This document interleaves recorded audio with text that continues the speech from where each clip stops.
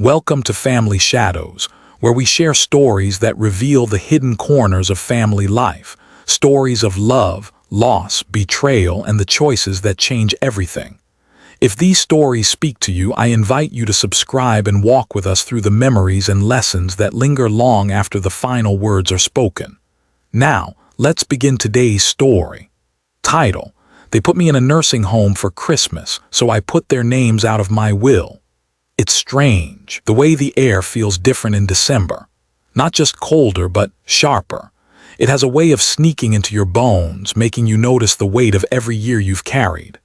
That morning, I noticed it as I buttoned my coat, the same brown wool coat Margaret bought me 22 years ago, the one I wore to church on snowy Sundays and to every Christmas dinner since.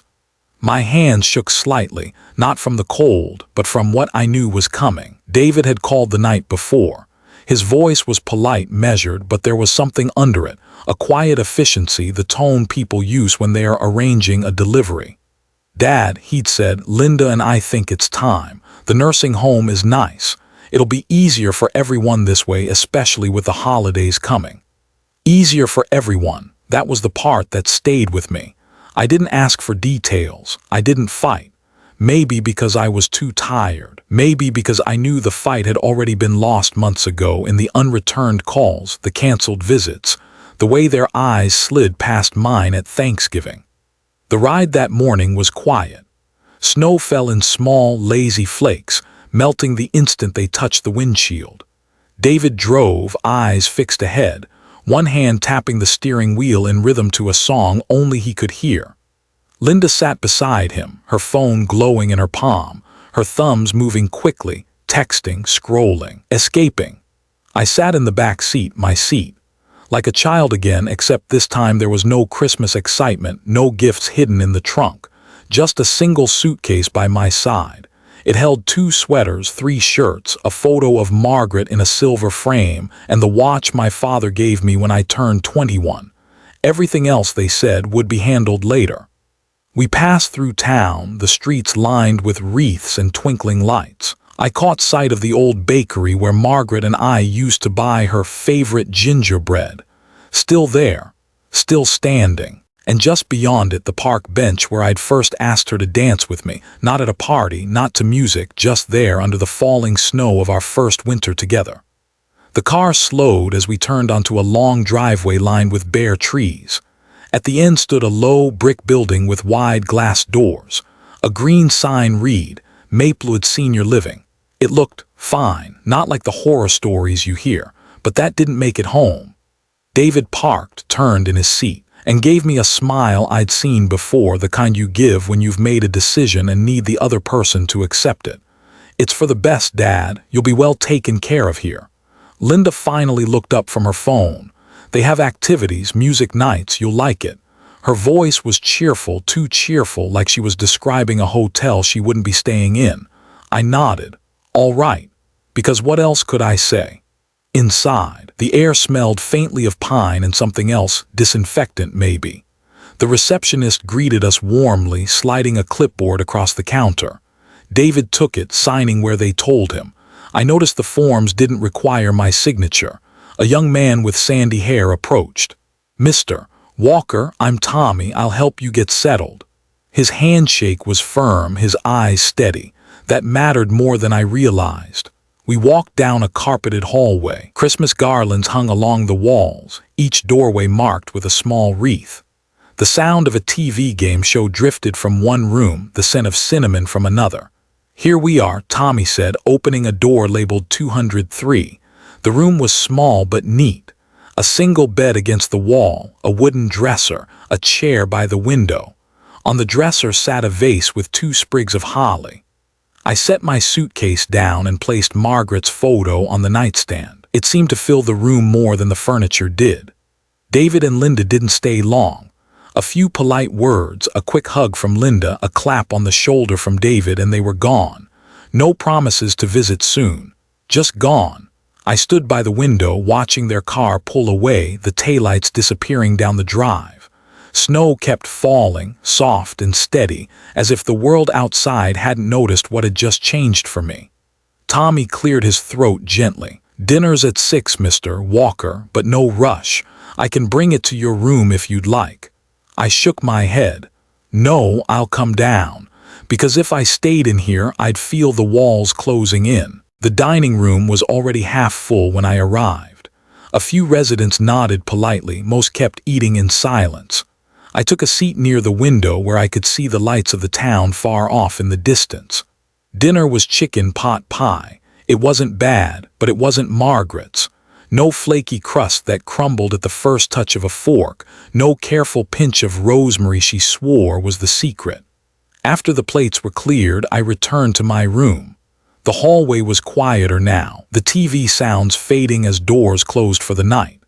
I sat in the chair, holding the photo of Margaret. Her smile in that picture had always been my anchor, the way her eyes crinkled at the corners, the way she tilted her head slightly, as if she were listening to music only she could hear. I thought about the words in her last letter to me, written just months before she passed. "Henry, promise me you won't let anyone decide the value of your life except you, not even the children, especially not them if they forget what family means." I didn't know then what she meant. I do now. That night I didn't sleep much. I listened to the quiet hum of the heating system, the faint sound of wind against the window. Somewhere down the hall someone coughed, long and low. I thought about Christmases past, the stockings Margaret hand-stitched, the scent of pine filling our living room, the laughter of children who still saw me as a hero. And I thought about this Christmas. How, for the first time, I'd be absent from the family table, not because I couldn't be there, but because they didn't want me there. That was the difference, and that difference would change everything. Morning comes differently in a place like this. There's no smell of coffee drifting from the kitchen, no clinking of Margaret's teacups, no faint hum of the radio tuned to her favorite station.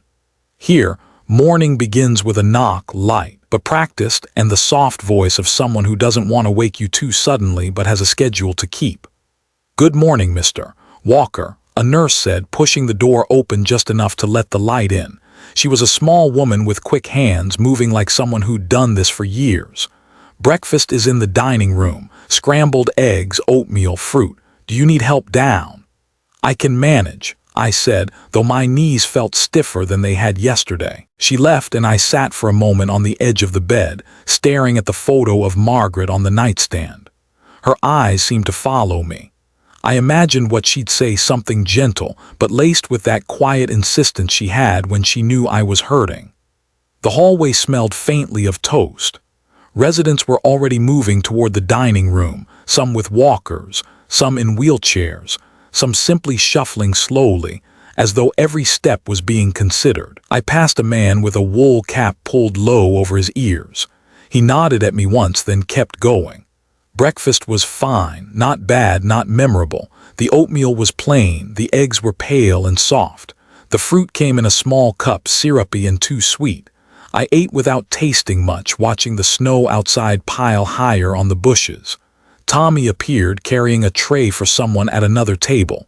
When he saw me, he smiled. "How's the first morning treating you?" I hesitated before answering, still figuring that out.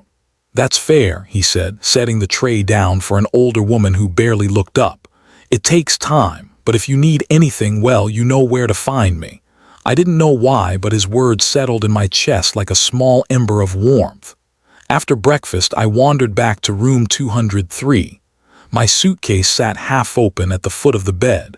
I unpacked slowly, placing the folded sweaters into the dresser, lining up the 3 shirts I'd brought. I opened the drawer and slid the watch inside. It was quiet until I heard faint music drifting from somewhere down the hall. Piano.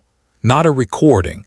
The notes were slightly uneven, the way only real fingers can make them. I followed the sound to a small lounge near the end of the corridor. A Christmas tree stood in the corner, decorated with paper ornaments clearly made by visiting schoolchildren. Beside it, an old upright piano, its wood scratched but polished, and a woman in her 70s sitting at the keys. She was playing Silent Night, her fingers slow but deliberate. A few residents sat nearby, listening without speaking. I stayed by the doorway, letting the notes sink into me.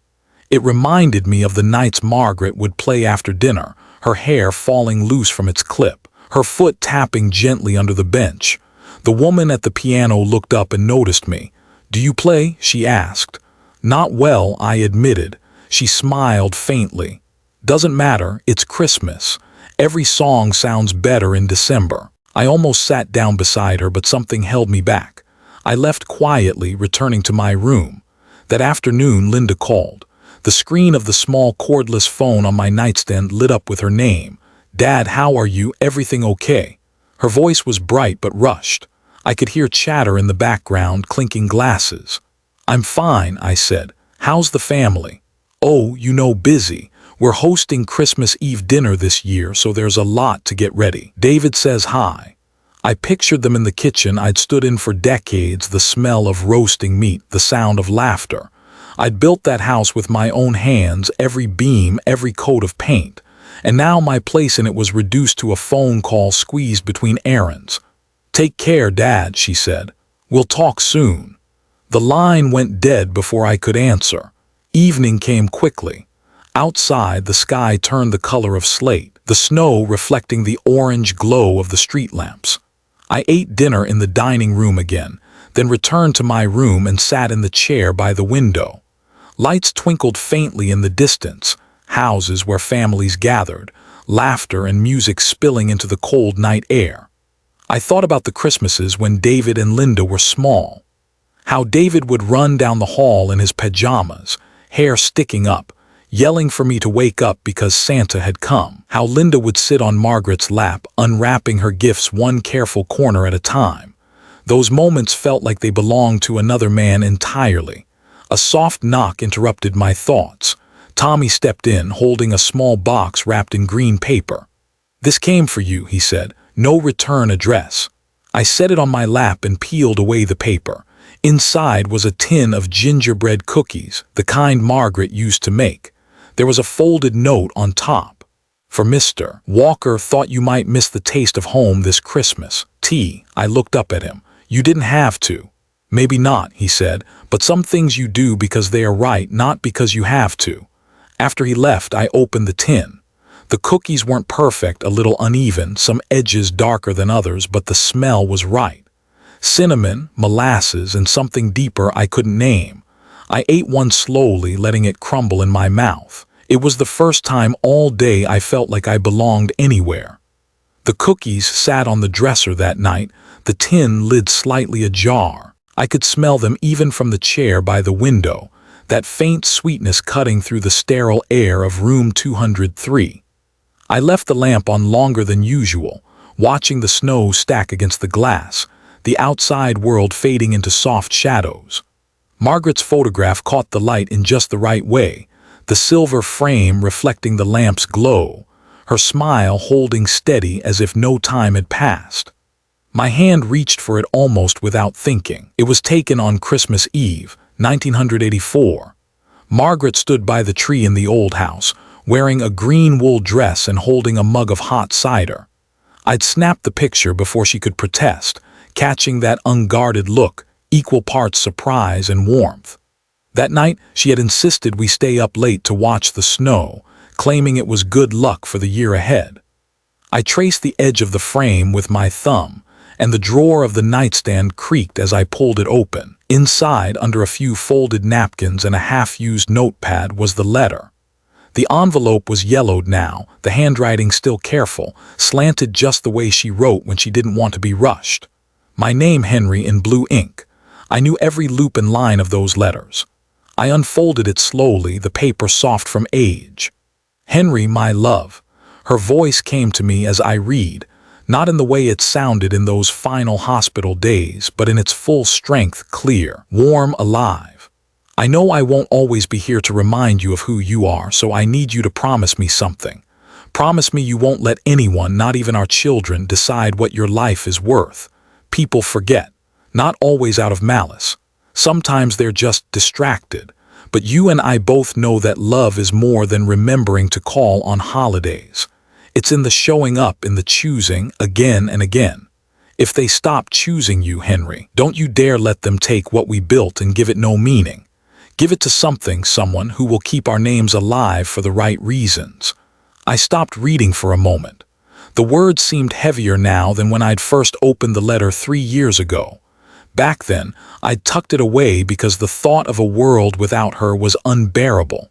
Now she was speaking to me from the quiet, and I could no longer pretend not to hear. The rest of the letter was gentler. Memories of the first house we bought, the small joys we collected, the Christmas mornings when the kids still believed in magic. She signed it simply, "All my love, M." I folded it carefully and set it back in the drawer, but the words didn't stay there. They followed me into the days that came after. That week, the home prepared for Christmas in its own quiet way. Paper snowflakes made by the local elementary school hung from the ceiling in the dining room.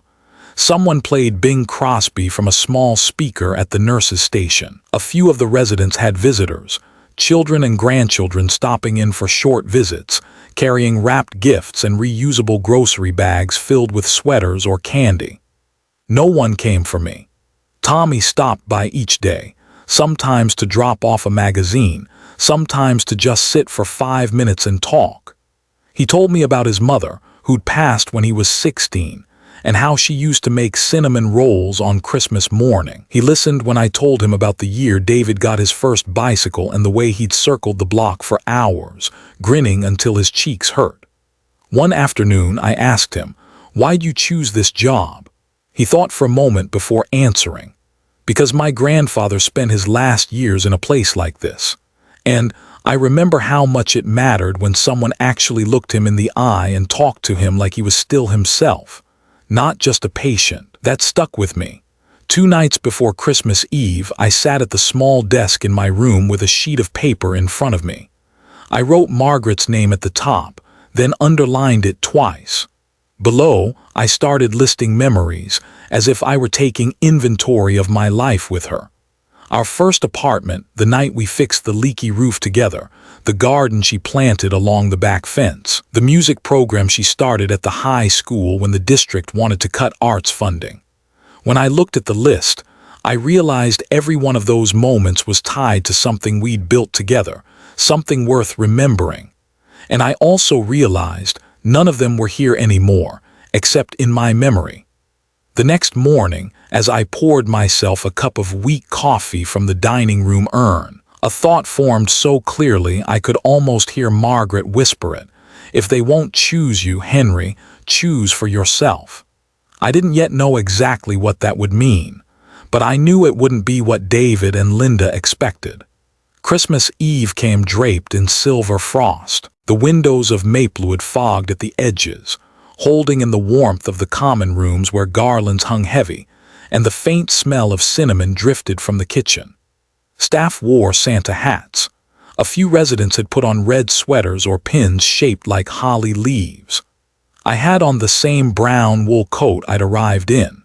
It felt like armor now, as if wearing something familiar could protect me from the reminder that I was spending my first Christmas Eve in decades away from home. In the dining room, the long tables had been pushed together into one, covered in white tablecloths with small bowls of wrapped candies spaced along the center. The meal was roast turkey, mashed potatoes, green beans, and cranberry sauce, the safe, expected kind. A staff member dressed as an elf carried plates to those who needed help eating. I sat at the far end near the window. From there, I could see the town below, lights strung across Main Street, cars parked along the curb in front of restaurants and houses. Every so often, a burst of laughter or the muffled sound of music would slip through the glass when someone opened the front doors. Tommy stopped by my seat, setting down a plate. "Merry Christmas Eve, Mr. Walker," he said with an easy smile. "Merry Christmas Eve," I replied, trying to match his tone. He leaned in slightly. "We've got carolers coming after dinner. You should stick around." "I'll think about it." But my mind was already somewhere else, 2 miles away in David's living room. I could picture it without effort. The tree standing tall in the corner, draped in gold ribbon, the smell of pine mixing with roasted ham from the kitchen. Linda in a red dress, moving quickly between guests, topping off glasses. David at the head of the table telling one of his loud, confident stories. Once I'd been part of those stories. Now I wasn't even a character. After dinner, the residents shuffled toward the lounge for the carolers. I lingered by the window, watching as more snow began to fall, each flake catching the streetlight before melting into the dark. Something pulled at me, a quiet, stubborn urge to see it for myself, not the way I remembered, but the way it really was. I found my coat and scarf, told the nurse at the desk I was going for a short walk. She offered me gloves from the lost and found bin. I took them, though one was red and the other gray. The cold bit at my cheeks the moment I stepped outside. My breath came in small clouds as I made my way down the drive, turning onto the quiet sidewalk that led toward town. The streets were nearly empty, everyone tucked into their celebrations. David's house came into view after 20 minutes. Every window glowed warm. Laughter spilled out when the front door opened to let in a couple carrying a bottle of wine. Through the wide living room window, I could see the gathering in full. A dozen people seated around a long table, glasses raised. And there they were, my son and daughter, smiling easily, surrounded by friends and in-laws. Linda leaned toward David, whispering something that made him laugh. The sound reached me faintly through the glass, dulled but unmistakable. I stood there for a while, the cold working its way through my coat, until I felt more like a shadow than a man. No one inside looked toward the window. No one noticed I was there. A single thought lodged itself in my mind then, as sharp and unyielding as the frost on the glass. Margaret had been right. Love is in the choosing, and they had chosen not to see me. By the time I walked back to Maplewood, the carolers were finishing their last song. Residents clapped softly, some humming along to the final notes. I slipped into my room, closed the door, and sat on the bed without removing my coat. In the stillness, I reached for the drawer, pulled out Margaret's letter again. This time, I read it all the way through without stopping, the words ringing clearer than ever. When I folded it and set it down, I already knew what I would do. Not just for me, for her, for the life we built, the one that deserved better than to fade into someone else's convenience. The rest of the night passed in silence. Somewhere down the hall, someone was laughing. I turned off the lamp, lay back, and waited for morning. Christmas morning came quiet. No rustle of wrapping paper, no smell of cinnamon rolls baking in the oven. No hurried footsteps of children, their whispers growing louder until they spilled into shouts. Instead, the day began with pale light sliding across the wall of room 203, the muted shuffle of slippers in the hallway, the distant clink of trays in the dining room. I lay in bed for a while, listening. The heating vents whispered faintly. Someone down the hall coughed. The world outside was still half asleep. When I finally sat up, the first thing I saw was Margaret's photograph. I reached for it, holding it the way you might hold a compass before stepping into unfamiliar territory. Her eyes had that same knowing look, the one she wore when she saw through me without needing me to speak. A knock came. "Morning, Mr. Walker," Tommy said, stepping inside with a mug in one hand and a small, wrapped package in the other. "Merry Christmas." I took the mug coffee, hot enough to sting my fingertips, and nodded toward the package. "What's this?" "Something from me," he said, a little sheepishly. "Don't worry, it's nothing fancy." I peeled away the wrapping to find a leather-bound notebook, plain brown cover, thick pages inside. "You mentioned the other day you used to write down memories," he said. "Thought you might want somewhere to keep them." I ran my hand over the cover, the leather soft and warm. "Thank you, Tommy." After he left, I set the coffee on the nightstand, opened the first page of the notebook, and wrote her name in neat, deliberate letters, Margaret Walker. Below it, I wrote the year we met, then the year we married, then the years our children were born. When I reached the year she died, I stopped. The pen hovered over the paper, and I realized my hand had started to shake. I set the notebook down, took a long sip of coffee, and stared out the window. Snow was still falling, fine and slow. A cardinal landed on the branch of a bare maple tree outside, its red feathers sharp against the white. Something about that small bird made me think of Sophie Miller. Sophie had been Margaret's closest friend since their teaching days. She'd been a bridesmaid at our wedding, the one who caught the bouquet and swore she didn't mean to.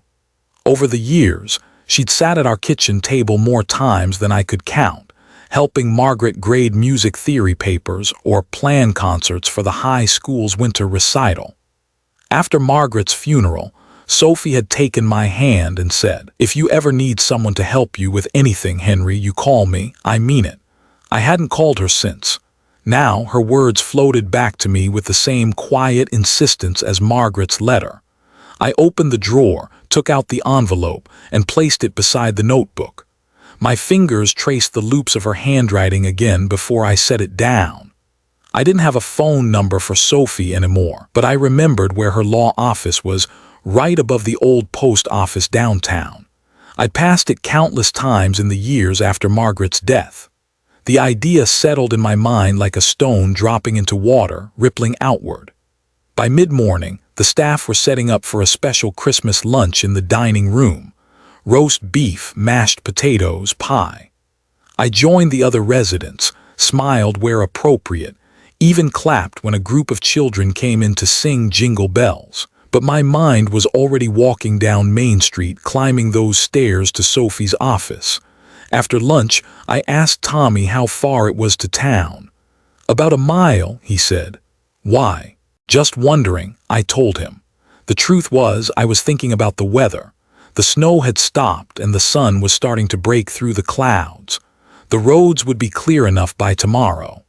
That night, I sat at the desk in my room and wrote down everything I remembered about Margaret's music program. The way she fought the school board to keep it funded, how she'd bought instruments with her own paycheck, the joy on her students' faces during their first recital. When I closed the notebook, I knew exactly where my will was going. The only thing left was to make it official. The day after Christmas dawned with a thin sheet of ice across the sidewalks. The sunlight caught it in flashes, turning the world outside my window into something that looked colder than it felt. I was up earlier than usual. Couldn't sleep. Every time I closed my eyes, I saw Margaret's name on that notebook page, sitting there like an unfinished sentence. After breakfast, oatmeal, toast, and coffee that had been poured too long before, I went back to my room, sat down at the desk, and stared at the phone. It was the kind with oversized buttons, the kind they think older hands need. Sophie's number wasn't in it, but the Maplewood front desk kept a phone book in the drawer beneath the reception counter. I found her easily. Miller and Associates Family Law.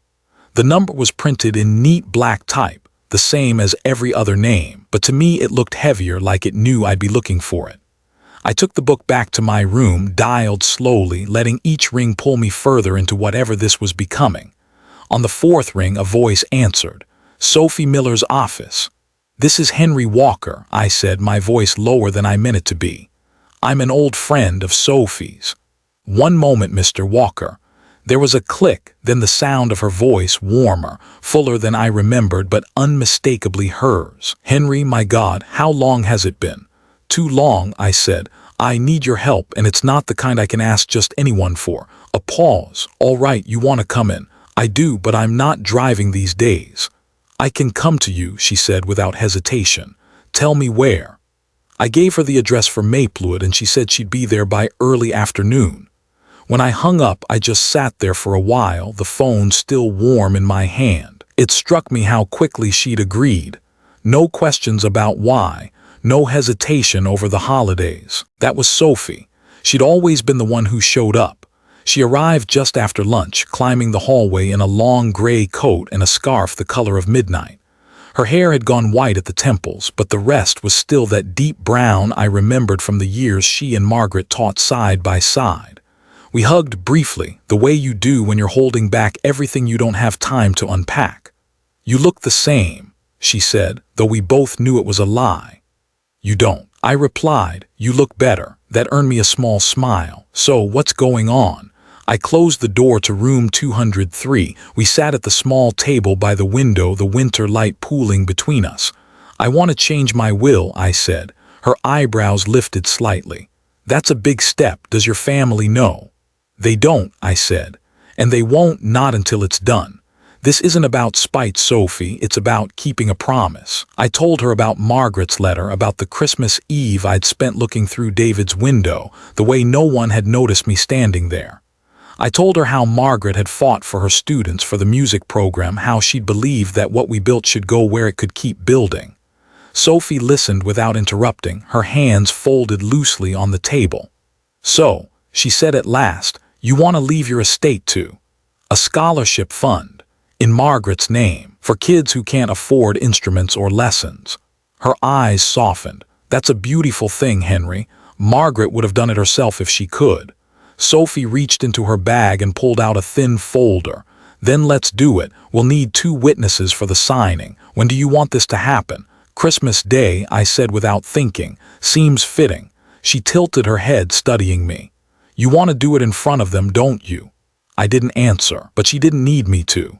We spent the next hour going over details, the value of the estate, the exact language for the scholarship trust, the conditions. She took notes quickly, her pen scratching across the paper like it was racing the clock. When she left, she promised to return with the final documents by the evening of the 24th. "And Henry," she said, pausing at the door, "you're doing the right thing, not the easy thing, but the right one." After she was gone, I stood at the window for a long time, watching the frost begin to creep across the glass. For the first time since arriving at Maplewood, I felt something close to anticipation. Not for Christmas as it used to be, but for the one that was coming. The day before Christmas had a strange stillness to it. Maplewood was busy in its way, the staff stringing extra lights along the hallway rails, the kitchen working double to prep the holiday meal, residents murmuring about their visitors who might or might not arrive. But beneath it all was that muted hush you only hear in winter. It was the kind of quiet that makes you aware of every thought in your head. I carried Sophie's folder back from the front desk after she'd sent it over by courier. The weight of it wasn't much, just paper, ink, signatures waiting to happen, but I could feel the gravity inside it. In my room, I set the folder on the desk and didn't open it right away. Instead, I reached for the notebook Tommy had given me. I wrote down the date at the top of the page, December 24th. Below it, I started listing things I wanted said not as a speech exactly, but as reminders for myself. Words that would keep me steady if my hands began to shake. This is not about anger. This is about honoring Margaret. Love is not a legal obligation, it's a choice. They had theirs, this is mine. I closed the notebook and finally opened Sophie's folder. The pages were neatly tabbed, each section ready for initials and signatures. The scholarship trust had a name, the Margaret Walker Music Fund. Seeing her name printed in bold at the top of that page hit me harder than I expected. I imagined a student, a kid with no money for a violin, no lessons, no one at home who understood why music mattered, holding their first instrument because of this. Margaret's name on the certificate, her name on the recital program, her name carried forward in a way that mattered. That was when I knew I could face whatever came tomorrow. Late in the afternoon, Tommy stopped by. He noticed the folder on the desk but didn't ask. Instead, he handed me a small envelope. "From the kitchen staff," he said. "They're giving everyone a card this year." Inside was a simple Christmas card, red and gold, with a handwritten note. "We're glad you're here with us this holiday, Mr. Walker. Wishing you peace and warmth." I smiled, though it was a little sad. It was the kind of message you gave someone when you knew they didn't have anywhere else to be. As night settled in, I walked the hallway once before bed. The garlands glowed softly under the low lights. From one of the rooms came the faint sound of an old movie. I recognized Jimmy Stewart's voice from It's a Wonderful Life. I stopped for a moment outside the lounge, where the tree stood in the corner. The paper ornaments from the children still hung there, some curling slightly at the edges from the dry air. I found one shaped like a music note, colored in uneven blue crayon. On the back, in blocky handwriting, was a name, Evan, age 8. For some reason, I slipped it into my coat pocket. Back in my room, I laid out my clothes for the next day: dark slacks, white shirt, the tie Margaret had given me on our last anniversary.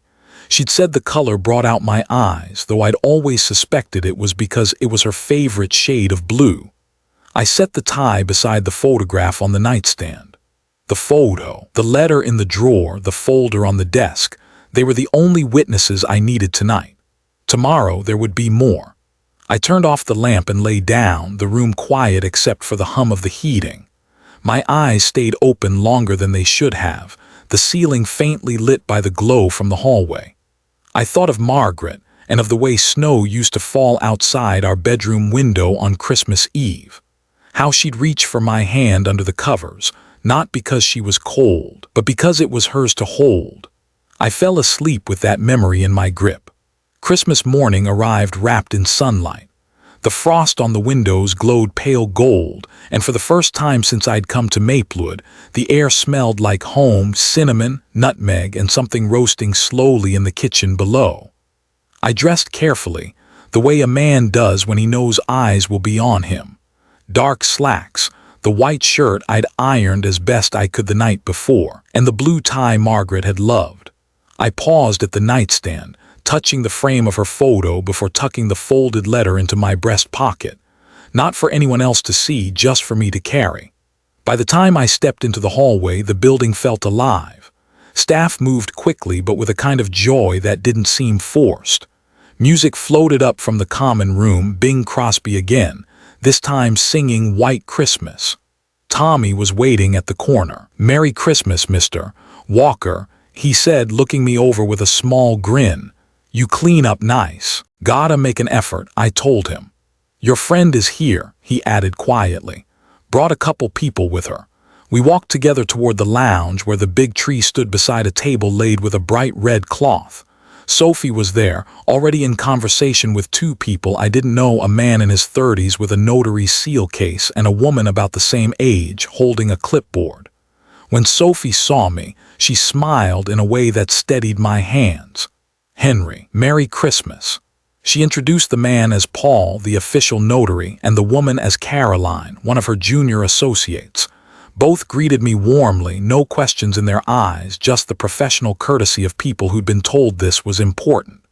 The folder from yesterday lay open on the table, pages neatly arranged with yellow tags marking where I'd need to sign or initial. Sophie tapped one of the pages lightly. "All ready. Just need you, 2 witnesses and the notary's stamp." I nodded, my gaze drifting past her to the far side of the room. That's when I saw them, David and Linda. They stood by the doorway, coats still on, looking like they weren't sure if they were in the right place. David's eyes swept over the scene, the table, the papers, Sophie, and settled on me. Linda gave a small wave, half smile in place. I walked over. "Merry Christmas," I said. David cleared his throat. "We thought we'd stop by, bring you something." He held up a gift bag, the kind you buy at the last minute. "Thank you," I said, taking it without looking inside. "You're just in time." "For what?" Linda asked, glancing toward the table. "You'll see." Tommy appeared beside them, guiding them toward a pair of chairs near the front.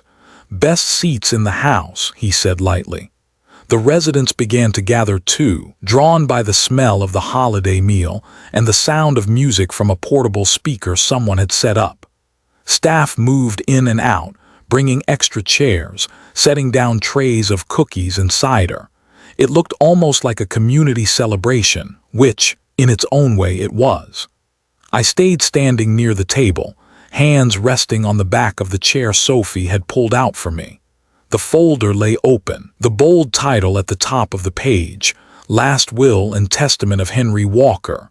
My eyes caught Margaret's name halfway down the second page, printed in clean black type, the Margaret Walker Music Fund. It steadied me more than anything else could have. Sophie leaned in. "When you're ready, we'll begin." I looked at David and Linda, sitting just a few feet away, watching with polite confusion.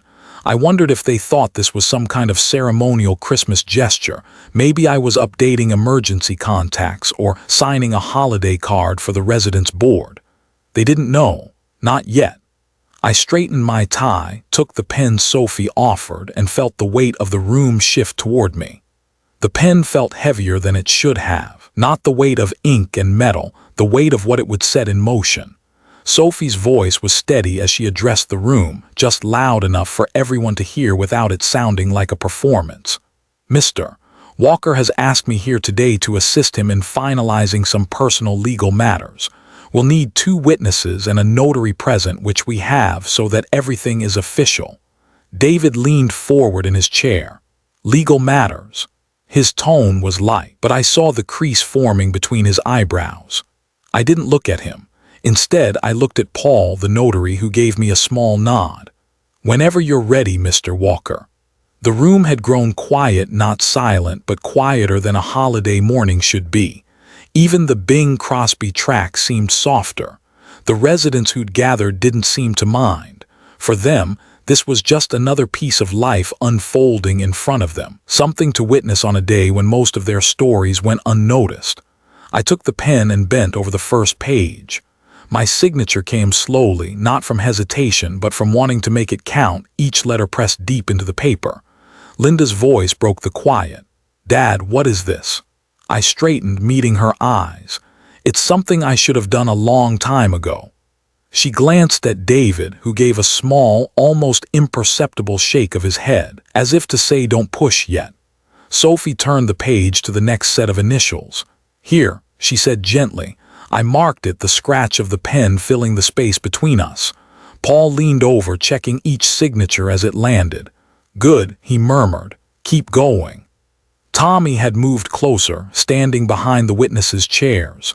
His face was unreadable, but his eyes met mine when I looked up, a quiet kind of encouragement, the same way he'd look at a resident trying to stand after weeks in bed. I reached the section with the scholarship clause. The heading read, "Bequest to the Margaret Walker Music Fund." I traced the letters with my eyes, feeling the room narrow to just that line.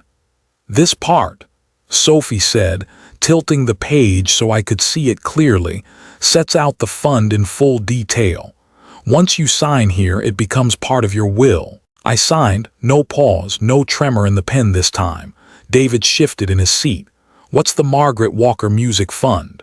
His voice was calm, but the calm of someone piecing together a puzzle they didn't expect to be solving. I capped the pen and looked at him. "It's where everything I have will go when I'm gone. Instruments, lessons, tuition for kids who can't afford music but need it in their lives." Linda blinked. "Everything, you mean?" "Yes," I said. "Everything." A murmur ran through the small crowd of residents, not judgment, just the low current of people registering something important. David's jaw worked, but he didn't speak. I could see it, the quick flicker in his eyes, the realization that this wasn't a holiday formality, that this was the moment where years of quiet neglect had finally come to rest. Sophie turned to the witnesses. "Please sign here to confirm you've observed this." Caroline and Tommy stepped forward, each adding their names in turn. Tommy's handwriting was steady, his signature bold. Paul took the documents, flipped to the last page, and slid them back toward me. "Final signature, Mr. Walker. Once you sign here, it's done." I rested my hand on the page but didn't move the pen just yet. The room had gone still again, the kind of stillness you only get before something permanent. I looked at Margaret's name one last time. Then I signed. The sound of the pen cap snapping shut was sharper than I expected. It cut through the soft music, through the quiet rustle of garlands overhead, through the small breath I hadn't realized I'd been holding. Paul, the notary, lifted the signed pages, gave them a quick professional glance, then pressed his seal into the final sheet with a heavy, satisfying thunk. The impression stayed there, irreversible now, and the folder was closed. "It's official," Sophie said. Her voice was calm, but I could see the flicker of something like pride in her eyes. I nodded, leaning back slightly, feeling the weight in my shoulders shift, not lighter exactly, but settled. The room stayed still for a moment. Residents looked from me to the papers and back again, their expressions somewhere between curiosity and quiet respect. The staff kept their distance, polite enough not to interrupt. Then David stood. "Dad," he said, keeping his voice low at first, "can we talk outside?" "We can talk here," I told him. Linda's hands twisted in her lap. Why would you do this without telling us?" "Because," I said evenly, "you've been telling me for months, maybe years, that you're too busy, that I'm better off somewhere else. You've made it clear where I fit in your lives. This," I gestured to the folder, "is me making clear where you fit in mine." David's jaw tightened. "That's not fair. It's exactly fair," I interrupted.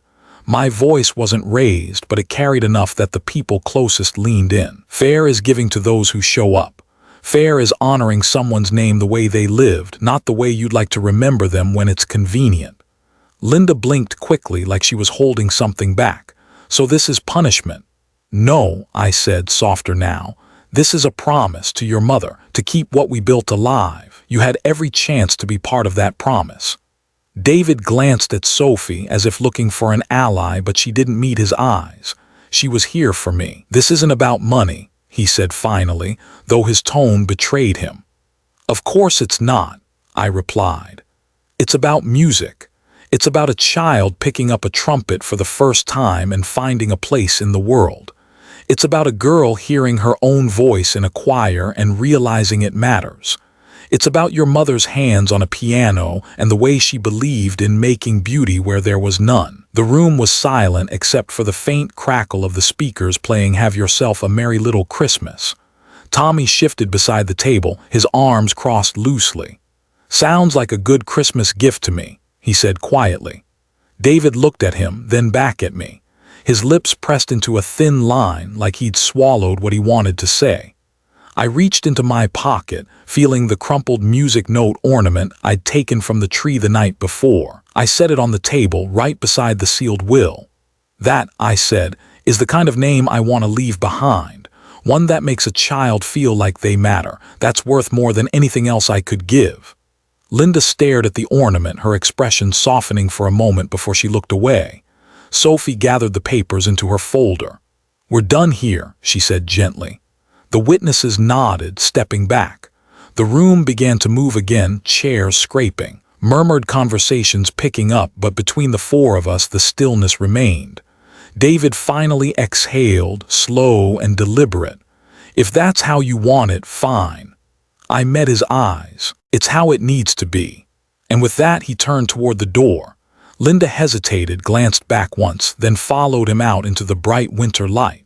When the door closed behind David and Linda, the room exhaled. Not in relief, not in gossip, more like a collective return to the rhythm of the morning. Plates clinked, chairs slid back into place, and the Bing Crosby record gave way to Nat King Cole. I stayed where I was for a moment, one hand resting lightly on the folder Sophie had left on the table. The ornament was still there too, the uneven blue crayon shining faintly under the overhead lights. Tommy came over, pulling out the chair beside me. "You all right?" I let out a breath I didn't realize I'd been holding. "Better than I thought I'd be."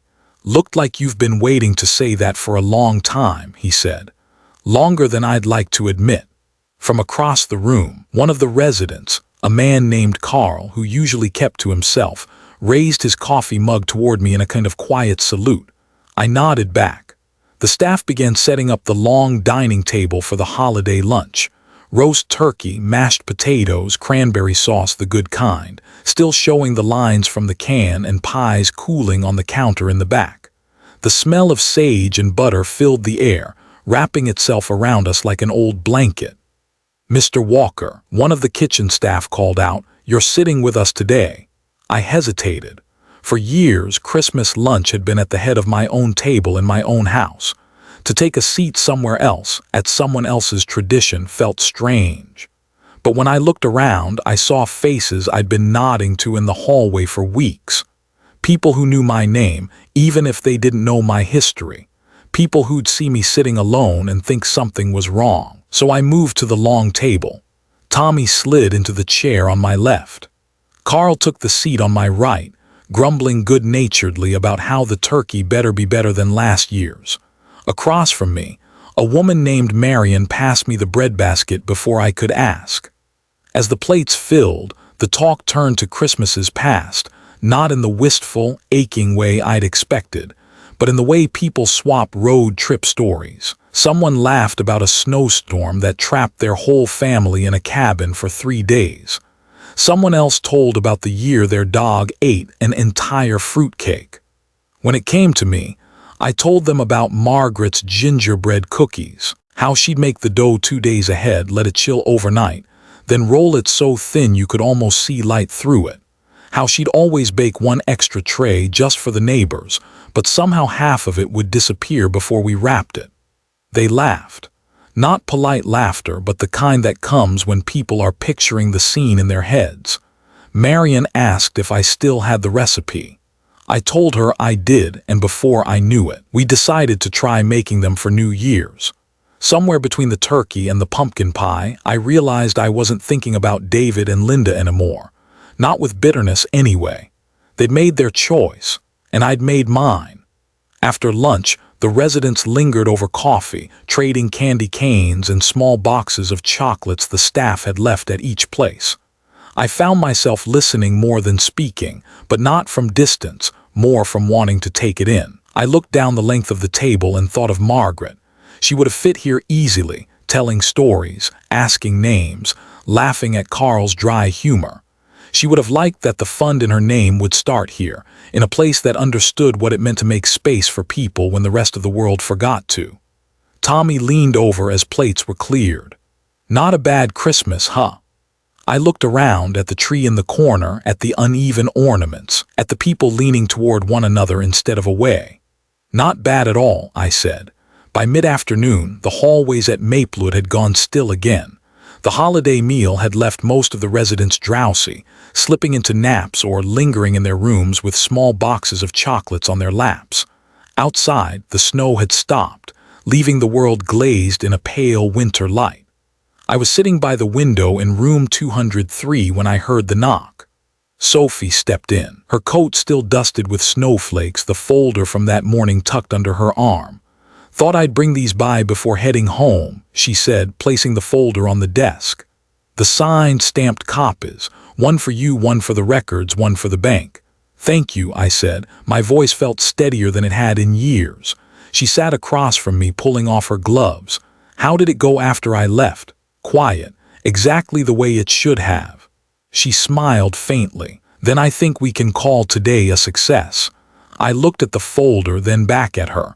"There's one more thing I need you to do for me." "Of course." I opened the drawer of the nightstand and took out the notebook Tommy had given me, flipping to the first blank page after the Christmas Eve entry. "I want to leave a letter for David and Linda, not to argue, not to explain, not exactly. Just to make sure they hear what I want them to hear in my own words when I'm not here to say it." Sophie nodded slowly. "Do you want me to write it or take dictation?" "I'll speak. You write. You've always had neater handwriting." She pulled a legal pad from her bag and uncapped her pen. "Go ahead." I sat back, looking out the window for a moment before starting. "David, Linda, when you read this, it will mean I'm gone. That's not something I want you to dwell on. I hope by then you'll have lived enough of your own lives to know that the end is not the point. What matters is the way you fill the days in between. The decision I made about my will is not a judgment on your worth, but a reflection of a promise to your mother and to myself." Margaret believed that love meant showing up. She showed up for her students, for our neighbors, for anyone who needed a hand. This fund is her work carried forward. If you feel hurt by this, I hope you'll someday understand that I chose to leave our name where it could do the most good. Money fades. Houses crumble, but a song in a child's hands can outlast both. You are my children, that will never change. But I needed you to know family is not kept alive by inheritance. It's kept alive by choice. Choose well, Dad. When I finished, Sophie looked down at the pad for a moment before setting her pen aside. "I'll make sure this stays sealed until the time comes," she said quietly. I slid the notebook back into the drawer and closed it. "That's all I ask." We sat for a while without speaking. The light outside was fading, the sky deepening to the color of slate. Somewhere in the hallway, a radio played the first Noel, the sound drifting just enough to remind me it was still Christmas. When Sophie stood to leave, she placed a hand on my shoulder. Margaret would be proud. I didn't answer, but I knew she was right. Evening crept in early, as it always does in December. By 5 o'clock, the sky had already gone deep blue, the kind of blue that holds the cold in place. I'd expected to spend the rest of Christmas alone in my room. Maybe read a little, maybe write a note or two in the new notebook. But when I stepped out to get some tea from the common room, I found the lounge already lit up. The Christmas tree still stood in the corner, but now someone had added a few extra strands of colored lights, weaving them haphazardly along the mantel and over the doorway. A card table had been pushed against the wall, and covered with every kind of cookie you could imagine, sugar-dusted crescents, shortbread stars, even a plate of gingerbread that I recognized instantly as Tommy's. Carl waved me over from an armchair near the fire. "Walker, we're starting soon." "Starting what?" I asked. "Best part of Christmas," Marion called from across the room, "after the relatives leave you in peace." I laughed despite myself and took a seat. It turned out to be an informal exchange, not of gifts exactly, but of small things people had kept over the years and wanted to pass on. Marion handed a knit scarf she'd made to one of the nurses. Carl gave a worn paperback mystery novel to a woman down the hall who liked detective stories. Someone else passed along a box of watercolor paints, saying they'd never used them but wanted them in the right hands. When it was my turn, I felt in my pocket for the crumpled blue music note ornament. I stood, looking around at the faces that had been my company for these past weeks. "This," I said, holding it up, "was made by a kid named Evan, age 8. I found it on the tree yesterday. I kept it because it reminded me of why music matters and why I'm still here." I handed it to Marion. "You like blue," I said, "and you're the one who asked for Margaret's gingerbread recipe, so I think you should have it." She took it gently, her eyes soft. "I'll keep it safe," she said. The rest of the evening moved easily. Someone put on an old record of Ella Fitzgerald singing carols. Tommy poured cider into paper cups, toasting to surviving another year with style. Laughter rolled through the room in waves, warm enough to loosen the cold from the windows. At one point, I found myself leaning back in my chair, watching it all. These weren't people I'd chosen in the way you choose friends when you're young, but they were people who saw me, who made space for me without asking what I could give in return. And in that moment, it struck me. Maybe the fund I'd set up wasn't just about Margaret's name. Maybe it was about mine too, about leaving something behind that reflected this feeling of being part of something even when you start out as a stranger. When the gathering wound down, Marion pressed a cookie into my hand for later, and Carl slapped me on the shoulder. "See you at breakfast, Walker," he said, as if that were the most natural thing in the world. Back in room 203, I set the cookie beside Margaret's photo. The lights from the tree still glowed faintly down the hall, spilling a little color into the room. For the first time since arriving, the space didn't feel temporary. It felt like mine. The morning after Christmas was quiet in a different way. Not the hush of snow or the stillness of an empty hallway, but the calm that comes after a storm, like the air itself had decided to rest. I was halfway through a plate of scrambled eggs in the dining room when Tommy slid into the chair across from me, a cup of coffee in hand. He didn't speak right away, which told me he had something on his mind. Finally, he said, "Word gets around fast." I set my fork down. "About yesterday," he nodded. "Staff talk, residents talk. Someone's nephew was visiting and overheard a bit of what was said. By now, half the town probably knows Henry Walker signed away his estate to start a music fund." I didn't flinch. "Let them talk." "There's more," Tommy said. "David called this morning, asked for you." I waited. "I told him you were at breakfast and offered to get the phone." He said, "Never mind, you should hear it yourself."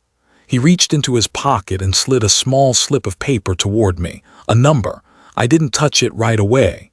Did he sound angry? Tommy thought for a moment. Not exactly, more unsettled, like he's still deciding whether to be mad or ashamed. I folded the paper once, then again, and tucked it into my shirt pocket without promising anything.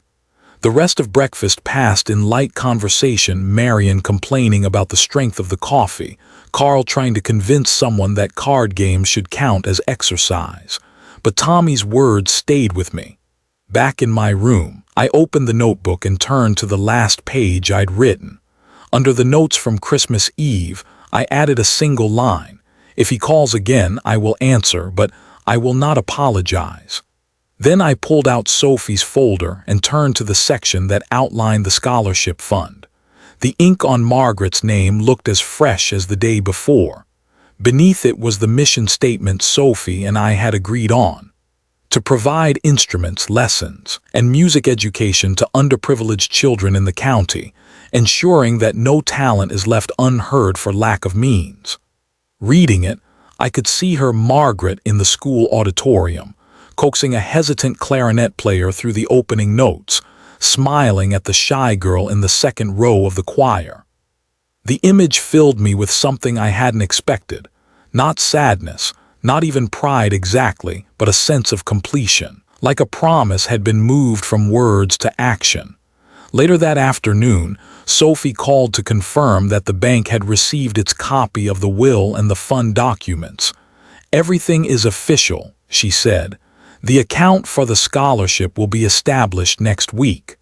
"Good," I told her. "The sooner the better.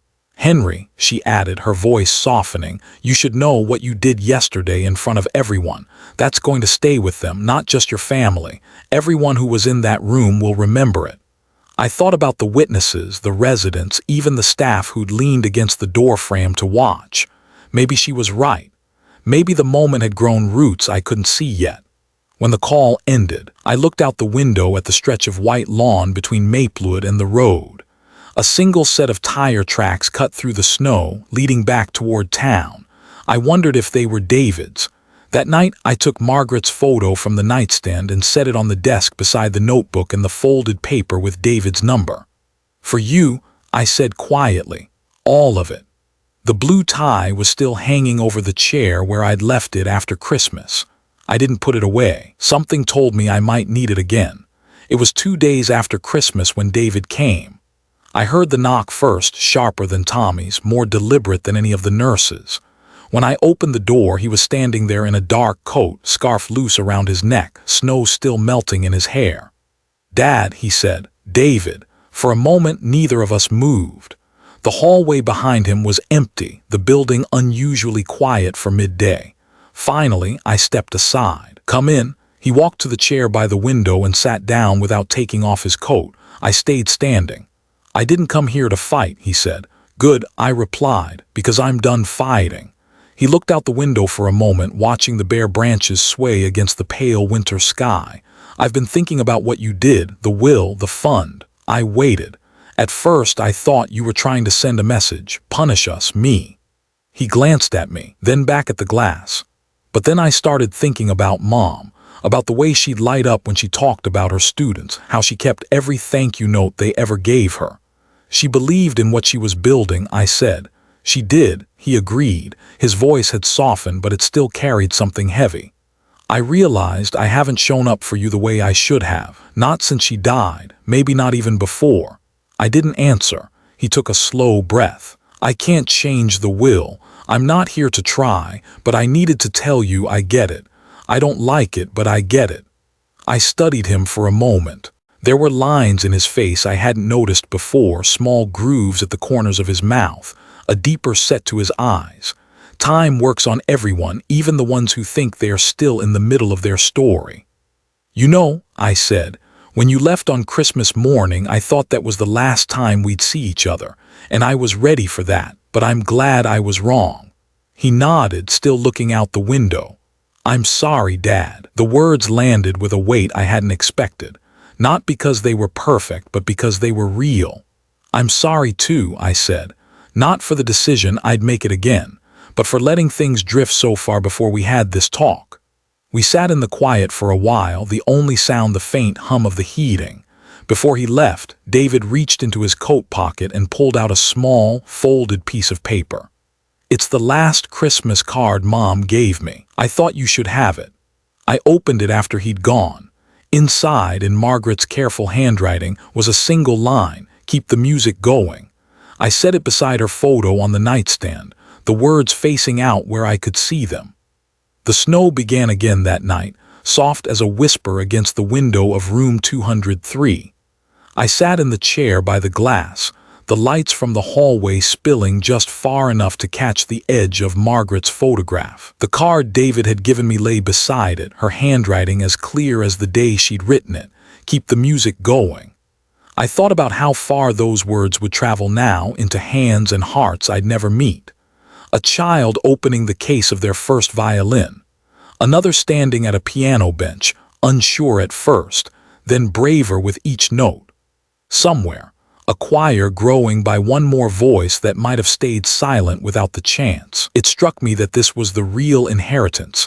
Not the money, not the house, not the things we clutch because they are ours, but the ripples we leave in other people's lives.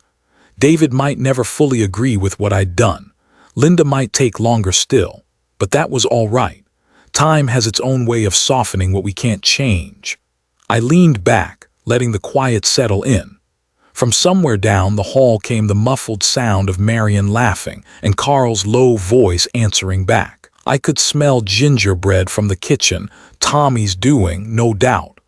This wasn't the Christmas I'd imagined when the year began, but it was mine, and for the first time in a long time, I didn't feel like I was waiting for something else to start. I reached over, touched the frame of Margaret's photo, and spoke softly into the stillness. We kept it going. Outside, the snow kept falling, and the world felt steady. To everyone listening to this story, thank you for spending this time with us here at Family Shadows. Stories like this are a reminder that family is more than blood. It's the choices we make, the love we keep alive, and the promises we honor. From our hearts to yours, may your days be warm, your health be strong, and your home be filled with laughter and peace. Merry Christmas, and may you and your family be truly happy.